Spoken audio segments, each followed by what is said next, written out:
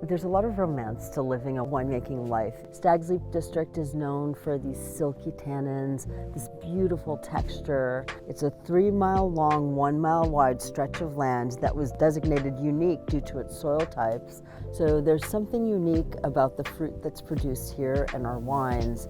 And our goal here is to tell the tale of these amazing vineyards.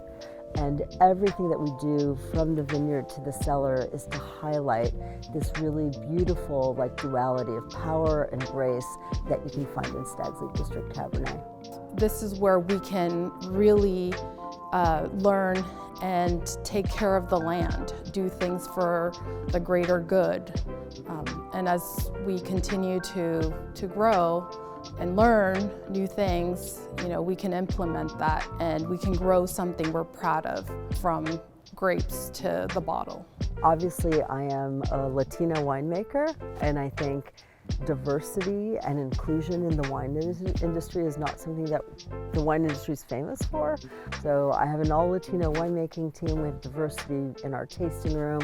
We really want this place to be the face of the country that we live in. The winemaking team here, it's a team of 6.